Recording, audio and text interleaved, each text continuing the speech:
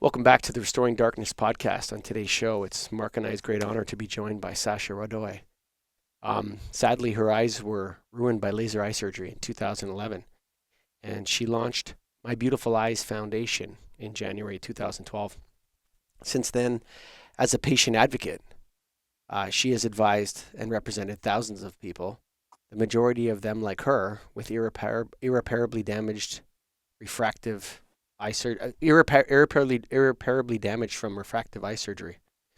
She worked closely with John McDonnell MP in Britain, actively campaigning for government regulation of the UK refractive surgery industry, doing her utmost to publicize the serious risks of these unnecessary and frequently debilitating operations, and to expose the corruption within the industry at every level.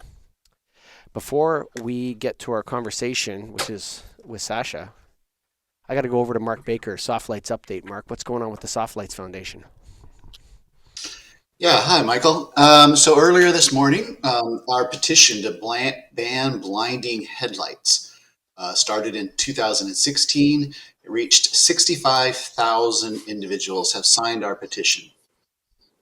Thousands of comments have been supplied that people are being injured by LED vehicle headlights. So this morning, I wrote to the CEOs of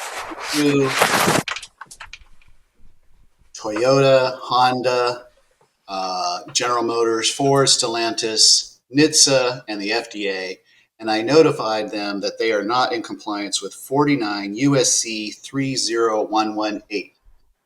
This statute requires those automakers to notify NHTSA that LED headlight technology is dangerous and defective. In turn, NHTSA is required to send a letter to each of those automakers telling them that LED headlight technology is defective, and then they need to do something about it. So I think we're on the right track here. 65,000 is a lot of people saying that LED headlights are too bright.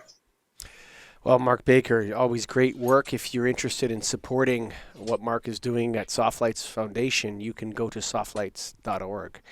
And here at the Lighting in Darkness Foundation, which is the presenter of the Restoring Darkness podcast, we have done great work with our light trespass mitigation and outrageous and inconsiderate lighting mitigation services that we offer. So if you are affected by light pollution, if somebody is shining really bright lights in your window, if your neighbor has put in a ridiculously bright LED lighting system, you can contact the Lighting in Darkness Foundation for support. Go to restoringdarkness.com to donate. Sasha, welcome to the Restoring Darkness podcast. Thank you. Okay, so this is a sad story. Let's get what happened out of the way right in the beginning. How did you end up damaging your eyes, and what has happened since then? I spent my whole life saying that I would never, my whole life, when laser eye surgery became popular and people go, yeah, you should have it. I'd worn glasses since I was 14 years old for distance. And I was actually 57 and I still had perfect near vision. And a close friend of mine decided she wanted to have laser eye surgery because her eyes were deteriorating, age related. And I lost the plot. I don't ask me how, why. I lost the plot, and I jumped straight in and went, yeah, okay. I did some googling, etc. And on the 18th of February 2011, I regrettably went for laser eye surgery. Now, I even right up to the moment of having the surgery, sitting in a little ante room, no bigger than my office, which is tiny. I'd come in that door, and the door into the theatre was there, and I'm sitting there with an operating, whatever you call them, the cap on, and had the surgeon been 2 minutes longer, you wouldn't be talking to me now. Because I was sitting there thinking, what am I doing? This is crazy. And anyway, I went ahead, I had it done. I immediately lost my near vision, and I had clinical depression for nearly a year. And I'm the sort of person, I've always said, if there are 1,000 washing machines in a factory, I would get the one that doesn't work. And when my eyes, and believe me, my eyes have got far worse since 2011, but I thought I can't possibly be the only person who's got problems. And I met with the owner of the company who damaged my eyes, which was Optimax. I met with the owner, and I've got numerous recordings with him. He, for some reason, thought that I was going to work with him to take down his competitor. It's a long, horrible, corrupt story, but my eyes, I was told, oh, no, you can have another more surgery. It'll get better, blah, de, blah. It went on and on and on. And when I was sort of crawling out of depression, I was doing so much research on the internet, and slowly I was finding other people who'd had problems after laser eye surgery. And that's how it all started. And in 2012, I contacted John McDonnell and MP, Labour MP, and I've worked with him since he took this on board, and he's been absolutely amazing. He was Shadow Chancellor in, I forget, 2015, and even when he was Shadow Chancellor, he was coming with me to meetings, and that's how it started. But I launched My Beautiful Eyes Foundation in January 2012. And at first I was getting press attention, everybody wanted to interview me, and then slowly it was just radio silence.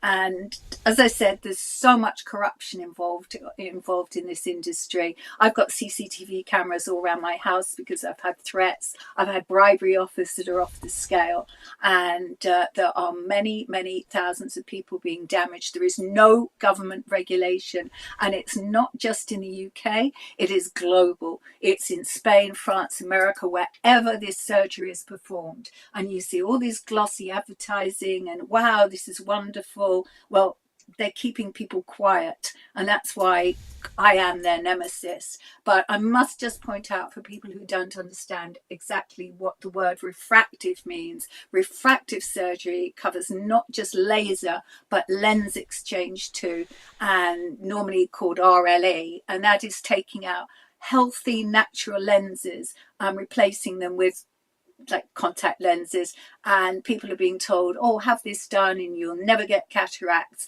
And it's one thing I would never stop anybody or suggest that anybody shouldn't have cataract surgery, but to take out healthy natural lenses, I just find it just horrible. And the problems with those are also now becoming off the scale. People are being left blind, people have had their eyes removed, but you don't hear about that.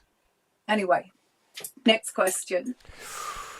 Do you know what happened to your eyes technically? Do you know what actually went wrong with your surgery? Can you tell us what that was, like technically? It's not so much what went wrong. This surgery, well, talking about my own eyes, they burn away with laser. I had LASIK. There's LASIK and LASIK. And LASIK, they actually cut a flap on the epithelial top layer, lift it back, laser the eye, put the flap back. LASIK, which is what I had, they use a solution to pull this. I mean, it's pretty horrific. They slide the cells across, and then they laser the eye, and then they slide the cells back again. That's LASIK. There's also PRK, which is exactly the same as LASIK, except they don't bother sliding the cells back. My eyes were, I was -4 or -4.25 before surgery. As I said, I had perfect near vision. I lost my near vision. I could have seen the Eiffel Tower if I'd known where to look. However, after only a few months or maybe a year later, I also lost my distance vision. So I had no close-up, no intermediate, and no distance. But then add to that glare, photophobia, severe light sensitivity. I can't drive safely at night, if at all, because of the headlights. I can't see steps. If I go from from light to dark, I can't. I have countless problems. Corneal neuralgia, that if anything touches my eye, I'm in screaming agony. Dry eyes. There is so much more, Michael, so much more. But I am not the only person, and I'm not the worst affected, believe me. And yes. sorry, and I was going to say, I sent a subject access request to Optimax years later, and I was absolutely horrified when I've got files and files in my office of SARs, keeps them all on their toes, and this email exchange jumped out at me, and they knew, the owner of Optimax had known when he met me in 2011. We met Friday 13th of May 2011. When he met me, he already knew this, telling me that I was a rare case, etc., and my eyes could be fixed, etc. All nonsense. He actually knew that I shouldn't even have had that surgery because my eyes were not suitable for that surgery at all. And that was a real kick in the guts. So, but the way I look at it, if this hadn't happened to me, I wouldn't be saving so many other people from having surgery and helping those who are the victims of this surgery. I'm the only person doing this. There's nowhere to turn. And it took me years before I could get lawyers to take on, I call them my clients. I don't get paid for my work. I'm a not-for-profit organisation, but lawyers wouldn't take people on because it's such an absolute, I don't know what to call it. It's a real minefield, and it's taken years to get. You need a medico-legal expert, and medico-legal experts, it's so hard to find an honest one, or one who isn't willing to go against the industry. It's kind of like a form of whistleblowing. But yeah, I could talk about that for hours and hours. Is laser eye surgery a form of cosmetic surgery? That's something that always makes me angry. Cosmetic changes the way you look. Eye surgery changes the way you see. So no, it's not cosmetic. And also, cosmetic is generally superficial. This is invasive surgery. And if somebody were going for cataract surgery, I don't think they'd be saying to their friends, "Yay, I'm having cataract surgery." They'd be saying, "Oh my goodness, I'm having cataract surgery. Really nervous." But the way that refractive surgery, laser and lens surgery is being sold, it's literally being sold like it's no big deal. It's like changing your hair color, buying a new car, and talking about cars, the aftercare guarantees, they last 12 months, and even then the companies will try and stretch it beyond 12 months. Even used cars sometimes have up to 3 years. It's the whole thing is just, it's corrupt, and it needs regulation desperately. So then, but this is, so I when I said cosmetic, I'm corrected. I agree with you completely that this is not how you look, it's about how you see, right? It's completely the opposite, actually, of cosmetic surgery. But what this is like a voluntary surgery that you pay for in the UK. It's not covered by the National Health Service in the UK. You have to pay for it. It's elective. Yeah. Elective. That's the word I'm looking. Yeah, it's elective. It's elective, and it's private. It's private. I know in the States and other places, it's mostly private surgery. We have the NHS, National Health Service, which is free. And if you needed cataract surgery, you can get that on the NHS. You can't get laser or lens exchange on the NHS. This is, you pay for it. It's like, I will compare it to cosmetic surgery only in that respect. that It's it's something elective. you don't need. Yeah, you don't need it. It's just, some people can't bear to wear glasses. Other people, it's just they want to do it because they're wearing so many pairs of glasses as they get older. They're just trying to make life easier. But unfortunately, it can make life much harder, as in my case. So. Before I go over to Mark Baker, I know you're ready to go there, Mark, but I just wanna ask one more question. Um, the term gaslighting Mhm. has increased in popularity in the last 5 or 10 years. I never heard about it before until people started talking about how pharmaceutical companies gaslight people who are damaged by their interventions and their drugs, and they pretend like it didn't happen. They pay off people that are hurt, and there's like this effect where not only do you have to get your eyes lasered or whatever the procedure may be, you have to cheer it on. You have to be somebody who's on the cheerleading squad of laser eye surgery, and there's something that is about that marketing and sort of team spirit that they want to infuse into these procedures that is very dark. There's something there that Yes. is I don't want to use the word evil, but there is something about that what are you talking about? Everybody loves laser eye surgery. What's Yeah. wrong with you? You're the problem. It's not us that's the problem. It's you. You're the anti-vaxxer. You're the anti-laser eye surgery person. Everybody's on board with laser eye surgery. What's wrong with you? How come you're such an awful person? And there's this like gaslighting effect that is very, very powerful and difficult to overcome. And it's infused into government as well, because they make Yes. donations in the states to the government, various levels, and they're supporting government campaigns, and they're able to turn off the receptivity of our regulatory authorities by gaslighting people, making them look like idiots, making them look like complainers and problem makers. Did you experience that process in the last 15 years? Totally. You've absolutely hit the nail on the head. When I started this in 2012, when I started my work, well, before I had surgery, I was just Googling and I couldn't find any negatives. And then I think I found something. There was some site. I think it was called Piston something. I don't know what it was. It was motorcyclists or something, because I was really searching for negatives, and I found, I think it was on this site, and somebody had dared to say, "Oh, I had laser surgery and my eyes are screwed, blah, blah." Oh my God, he got attacked. And, oh, what, you couldn't afford it, you're jealous, da, da, da, da, da. Now, I didn't know then what I was going to get. Well, I hadn't even had my eyes done at that point, and I didn't know what I was heading into.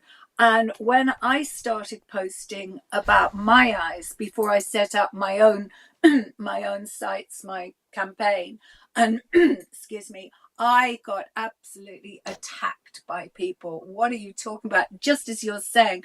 But as time has gone by and I've dug up, I mean, what I've got is, I hope the story is all going to come out in a not too distant future.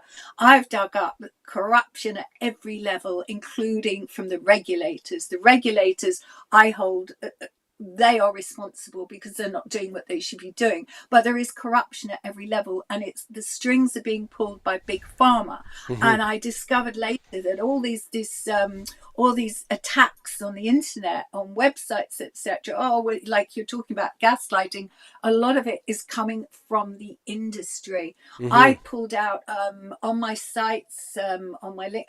I post generally, if I post on LinkedIn, it's on my everywhere, on all my sites. And I posted about, I think it was Trustpilot reviews, which is a bit of a misnomer in my opinion. And we did a video on this. There were, I think, this woman came up, Hazel Tyhop, I think was her name, as having had laser eye surgery. And it was put on one of the clinic sites as a a review. It was a positive review. And when I clicked on Hazel Tyhop, oh my goodness me, I think there were 5 UK surgeons. And she is supposed to live in the States. She's supposed to have, I think she left a review for something in the States, but she left a review for 5 different clinics and said that she had had surgery at all of them. As I said, I exposed that. It's on my sites. And the corruption is beyond belief. And that's why they've tried so hard to silence me. It's not beyond belief even to me. No, it's yeah, not beyond thank belief. you. It's totally believable, actually. I'm Yeah. sorry, but I just on this path that I've been walking with Mark Baker here on Restoring Darkness and the Get a Grip on Lighting podcast. So Mark, what I think I've told you about the lighting industry deep state. I've brought that up with you before on this show, how the lighting industry has a deep state. And that deep state controls various forms of lighting policy and lighting regulation and how different money flows to different companies and then into the pockets of politicians and all this kind of stuff. I call it the lighting industry deep state. It sounds to me that there's a laser eye surgery deep state, Mark Breaker. Yeah, it's Sasha. I'm so sorry to hear all this news. I'm kind of in shock. I knew your story before you came on, but and I've been doing the LED lighting thing for 8 or 9 years, and your story matches what Michael and I have discovered. I would not have dreamed that there was such a thing as a deep state, if that's the term. But now I've discovered that there are these nefarious actors, and the whole system is sort of designed to make money for people, to spread a message, to get people to believe a certain thing. In the lighting world, energy efficiency is a bugaboo word that I don't believe in. It's not true. So I'm hearing your story that there's this, this elective surgery, something that you didn't really need, but they promoted it. And it sounds to me like the reason that they promoted it is to make a profit. That the whole basis of this whole idea is that it's a cash cow for everybody. Is this what you've discovered, that there's just this massive amount of money being made and that's why they're doing this?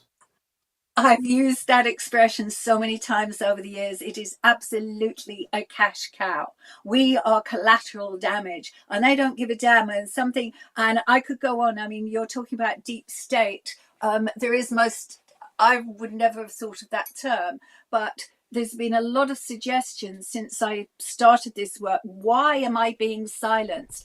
There's a guy called Paul Dance, and in I think it was June 2020, he hanged himself after lens exchange surgery. And again, the story is on my sites. This should have been front page news. It should have been breakfast television sofa fodder. I should have been on the programs with the widow. I struggled to get any publicity, but at the inquest, I represented Paul Dance's widow, and she'd be fine with me mentioning her name, Dee. And I got to question the surgeons involved in this. Now, it was in December 2020, right in the middle of the pandemic. And so we were there in person, but journalists and the public could only attend remotely. And guess what? For the first time, the coroner said, this is the first time it's ever happened. The audio didn't work and nobody could attend remotely. That's what I've been facing. And it's like, what I'm doing is massive. And I was approached by a film production company, I forget which year it was, maybe 2016, 2017. And I spent 3 months working with them, providing them with information, providing them with case studies, etc.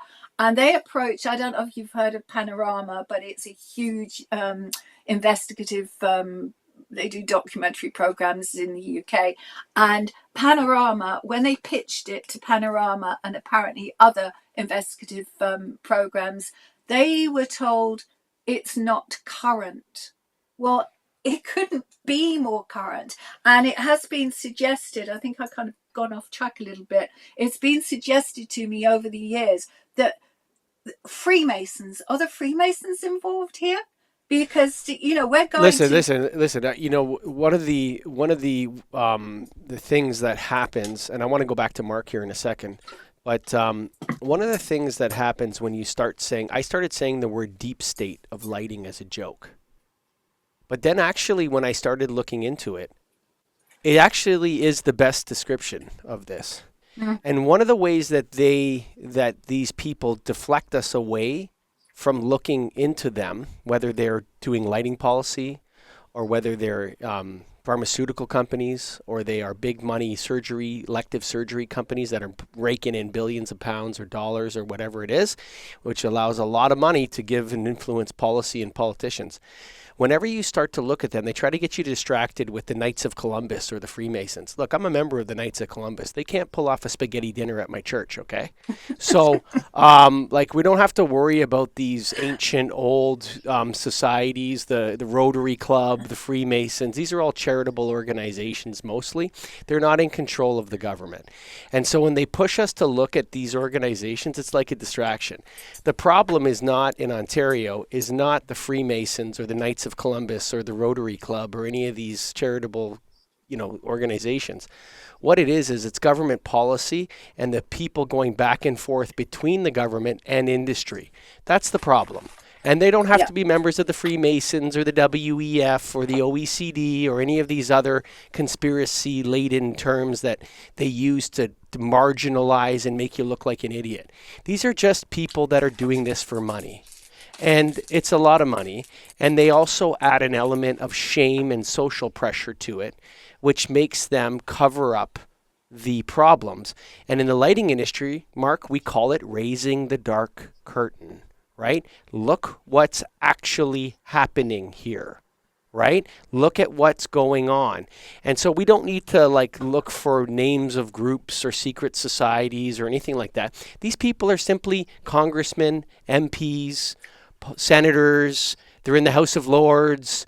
They're in the Canadian Senate, and they go to parties, and they make deals on the golf course. And they get lots of money, and they get their kids employed at these companies for £250,000 a year or £350,000 a year. And in America, it's $3.5 million. It's just, in Britain and Canada, it's less money involved and less damage. Can I interrupt here? Yes. Can I interrupt here? Of course. It is most definitely about money. I mean, the whole thing is corrupt, and I knew very little about politics. I really did. I'm not ashamed to say it. When I started this in 2012, all I knew was that the government was corrupt, that politics was corrupt. And I have got in one of my files countless letters. My clients have contacted their MP, as I did, and I'm going back to the Tory Conservative government because, of course, now we've got Labour and we've yet to see what's going to happen there. Oh, we lost her, Mark. We'll see if she... I've got from members to... Who have we lost? We lost you, but now you're back.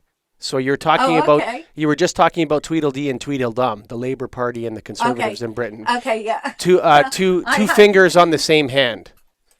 Okay, I have those names for some other people. So anyway, I have all these letters of the MPs. You go to your MP, I've got problems with my eyes, I want you to support me. So the MP writes to the minister, and I've got, as I said, I've got loads of letters from ministers, and it comes back, it's basically what you've said. The letters come back and say, oh, well, yeah, don't worry, it's all under control. There is regulation, the Royal College, the GMC, I can't even think who else after. It's all under control. And I can show you letters from 2013 right up until 2024 that are basically copy-paste. Every minister that has written back to the MP it's basically copy paste. So it's coming from somewhere high up, and it's they don't want to know because there's so much money involved. And of course, the MPs, and I'm not afraid to say it, I've published this. The previous government, at least, Keir Starmer, we've yet to see where he will fall. But I know, like, Rishi Sunak, his family are involved in Big Pharma. And Big Pharma is behind the refractive industry. J&J, Johnson & Johnson, they are one of the biggest stakeholders in the refractive surgery industry. And guess what? They also make eye drops that millions, probably, at least tens of thousands of us, have to buy and use every day because of the damage that's been done, the dryness to our eyes. So, as I said, I could Sasha, before I go over to Mark Baker, I'm going to break your heart. Keir Starmer, there's no hope. Okay, that guy is I know, is more corrupt than, if possible, is more corrupt than that clown Boris Johnson and that loser Rishi Sunak. Okay, and so also worse than the clown David Cameron. Okay, the elite class in Britain is the most. The political class, Mark, is worse. You know why they're worse than the American political class? Because they go for cheaper. At least the American political class might get $1 million. Over in Britain, they'll sell their souls for £10,000. Mark Baker. Okay, I was being very careful when I said about Keir Starmer, but now you've turned the key. Keir Starmer, I've always described, he is Sir Keir Starmer. Now, John McDonnell, I've worked with since 2012, what you see is what you get. He was with Jeremy Corbyn. I don't know how much you know. Jeremy and John were absolutely straight. They got... Jeremy Corbyn is the only honest politician in Britain. Yes. And I could tell you stories about, it was a big... they didn't want Jeremy in. No way. No way. The wealthy people, But anyway, I think I've just lost track of this. Keir Starmer, I've always described him as, since he started being in the running for Prime Minister, he's the expression, wolf in sheep's clothing. Keir Starmer is a... wolf in sheep's clothing. He's Labour in Tory clothing. And the fact he's got a knighthood, sir, whatever, he has removed the whip from John McDonnell. So John McDonnell is, I don't know if you want, I don't really understand all this side of it, but basically he's cutting off his competitors like John, because John's too far left for Keir Starmer, but John and a number, I think there was 6 or 7 of them, because they opposed or argued with something Keir Starmer wanted to do, he removed the whip. So he's getting rid of like the Jeremy Corbynites. So Keir Starmer is not a wolf in sheep's clothing or a sheep in wolf's clothing or whatever. What he is a puppet. Okay? The man is a puppet, and there's people telling him what to do. I don't want to get too deep into the conspiracy theories here, but Scott is telling me, my producer's telling me to calm down. But you know what? This is Restoring Darkness. It's not Getting Grip on Lighting. We got to go back to Mark Baker here. But listen, the political classes in Britain are by far the worst than the American. And worse than the Canadian, in my opinion. I watch all these things, Mark Baker. So I know that you're having a hard time with the FDA and all that, but it might even be harder if you were in Britain, Mark. Trust me. Yeah. Well, so I just want to bring something up that you made me think of. So I filed my own lawsuit against the Food and Drug Administration in the United States and the National Highway Traffic Safety Administration together. So they're co-defendants. So I filed this lawsuit in September. So in the United States, they get a free lawyer at the U.S. Department of Justice. So they don't have to hire their own private lawyer, cost it out of their pocket. They just say, oh, well, we don't want to do our job, and then US DOJ will protect them. What I find fascinating is I got the response just 2 or 3 days ago from the DOJ. So I filed my lawsuit. They do what's called a motion to dismiss. Oh, that claim is ridiculous. Let's get rid of it. The last page doesn't have just one lawyer's signature. It's got about 10. There's about 10 lawyers that have signed on to this document, one from the FDA, one from NHTSA, and then several from the DOJ. So all up and down the chain, all the lawyers have gotten together and said, we agree that this lawsuit should be dismissed, even though the lawsuit is saying these two organizations, FDA and NHTSA, should be collaborating and must be collaborating because that's the law to do something about these LED headlights. They don't want to fix the problem. And the whole DOJ, which you would think Department of Justice, protecting Americans, doing the right thing, says, oh, sure, we're going to protect our tribe and our government. And so there is this. Mark, don't be so. Mark, there's an element of that where you're betraying a sort of, what's the right word? A lack of understanding. The Department of Justice doesn't exist to protect Americans. It exists to protect the government. Okay? The Superior Court of Ontario exists to prevent the government of Ontario from paying anything. That's why it exists. It doesn't exist to protect the people. But it should be existing to protect the people, right? They do actually file lawsuits on behalf of the public. It does happen. But the fact that the DOJ is also their job is to protect the government gives us sort of a conflict of interest, I would say. So let me ask back to Sasha then another question then. So Sasha, you've run into this whole regulatory thing, and now, do you think that if there were regulations that your situation would have been prevented? Yes, because if the part of the regulation should include full disclosure, not just, hey, yeah, your eyes are perfect for this, which is what my surgeon told me. Yeah, your eyes are perfect for this. And you're told there's no problems, etc. And if you do get problems, they're going to be minor and they're going to be fixable. And it's a real hard sell, and it's lies. If according for regulation, it has to include people being fully informed, and people are not fully informed. And if I had been fully informed, if I had been told that I was going to lose my near vision like that, you wouldn't be talking to me now. And people are not being told this. They're just being given like, yeah, it's all going to be beautiful. You're not going to need glasses anymore, etc., etc. Regulation is desperately needed, and I get a lot of people contacting me before surgery and say, "But hey, if I went to Moorfields, which is a huge eye hospital in the UK in London, but there's Moorfields NHS, and then there's Moorfields private, and they go, if I go to Moorfields, I'll be fine." And I'll go, no, because you're not necessarily, because, and there are surgeons at Moorfields in the private who've damaged patients too. There is not one surgeon who hasn't damaged a patient, and it doesn't matter whether it's one patient or 10,000 patients. It's the damage is irreparable.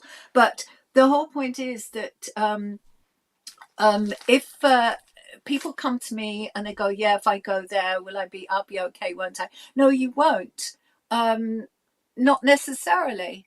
And I kind of lost track there. I was making a point. So Sasha, are you advocating? Sorry, are you advocating for a ban on this refractive surgery? Oh yes, thank you. You've brought me back to my point. If people were fully informed, now out of all the people that I've advised over the years pre-surgery, I only know of maybe 2 who went ahead with the surgery. The rest, and I'm talking hundreds of people, no, I've heard what you said, I'm not going to have it done. So I'm not calling for a ban. Listen, we can't even ban cigarettes. So how the hell are we going to ban eye surgery? But if people are fully informed, it would, I think, reduce it to at least 50% of people. I mean, and this is just a loose statistic. Maybe 50%. My dog is feeling left out. He's just come in the room. I think it would reduce it to maybe, let's say, half of the number of people would have surgery. But also, if the full risks were explained, and then if the full risks were explained and people went, well, I'm still going to go ahead, I'm still going to have the surgery, and then they're damaged, well, please don't come to me. Don't come to me for help because you were informed. So So I informed don't consent. know if that answers your question. Yeah, informed consent. So, but I'm certain that they're checking a box on the informed consent thing by having, you know, a pile of paperwork this thick that you have to sign before you do the surgery. But what's happening is that on page 76 of the contract, it talks about different things that can go wrong in very technical and fine print. And what you're actually engaging with when you go for this laser eye surgery is you're actually swimming in a shark tank with salespeople that are selling you laser eye surgery. When you go to a doctor in the Ontario healthcare system, which is similar to the NHS, it's a publicly funded model. Okay, and so when you go to a doctor in that system, they're not selling you any solutions to any problems. They can prescribe different solutions, they can send you to a specialist, but there's no monetary gain in that system for those doctors to refer you or to give you a procedure. But in the laser eye surgery world, the cosmetic surgery world, I had a friend of mine whose wife died on the operating table getting breast implants. Okay, she bled to death on the operating table in Toronto. You can look it up. And what happened was they forgot about her. They anesthetized her, and then they did something, and they left the room for 2 or 3 hours, and they came back, and she was dead. Oh.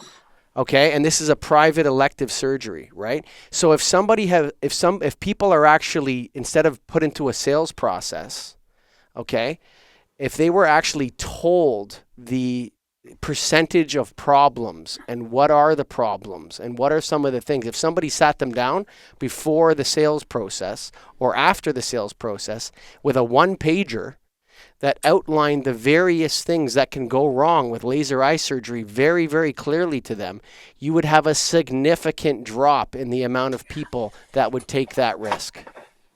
I have got a recording that one of my clients, she successfully sued her surgeon, and when she went back to see the surgeon after her eyes were damaged, I gave her a list. Ask this, ask that, ask this, and record it. She recorded it. I have a recording, and they know I've got this recording because it was used in a case. And she said to him, "Why didn't you go through the consent form with me?"